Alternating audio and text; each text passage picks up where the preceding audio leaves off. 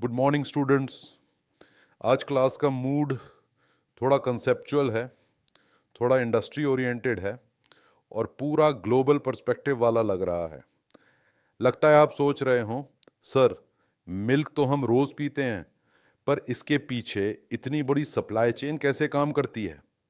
Perfect, क्योंकि आज का टॉपिक है बेसिक, लॉजिकल और examiner friendly overview of dairy supply chain from farm to consumer, global dairy industry. I am Tejinder Singh Sabharwal from ICE college of hotel management. और आज आप sir आपको dairy supply chain simple, clear और real industry style में समझाएंगे। Students, dairy आज सिर्फ एक फूड आइटम नहीं है, ये एक ग्लोबल कमोडिटी है। Importance of dairy industry. आज लोग शायद लिक्विड मिल्क कम पी रहे हैं, लेकिन चीज, मिल्क पाउडर और डेयरी बेस्ड प्रोडक्ट्स ज्यादा कंज्यूम कर रहे हैं। इसलिए मिल्क पाउडर और डेयरी इंग्रेडिएंट्स आज ग्लोबली ट्रेड हो रहे हैं। Classic dairy supply chain.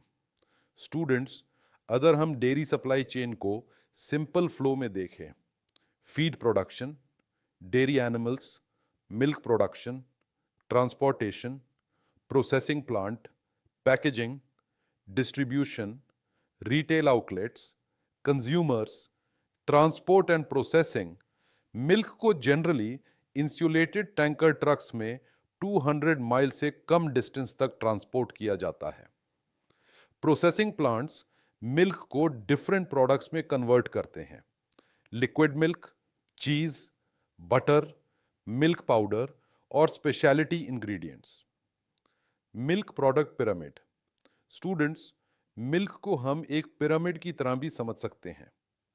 Bottom layer liquid milk, commodity चीज, ये प्रोडक्ट्स लो कैपिटल और लो मार्जिन वाले होते हैं, लेकिन वॉल्यूम ज्यादा होता है। Top layer dry dairy ingredients, infant formula, pharmaceutical grade milk, यहां वॉल्यूम कम होता है लेकिन मार्जिन बहुत हाई होता है। Economic traits of dairy industry. Students, dairy industry में मार्केट साइज बड़ा है, ग्लोबल डिमांड पॉजिटिव है, कॉन्ट्रैक्ट फार्मिंग बढ़ रही है, टेक्नोलॉजी कॉस्ट इंक्रीज हो रही है, एग्जिट करना मुश्किल हो रहा है। Technology and scale. आज डेयरी फार्म्स में रोबोट्स, एडवांस्ड ब्रीडिंग और डेटा बेस्ड मैनेजमेंट यूज हो रहा है। इसका रिजल्ट ज्यादा milk per cow, larger heard size, lower cost per unit. Production trend.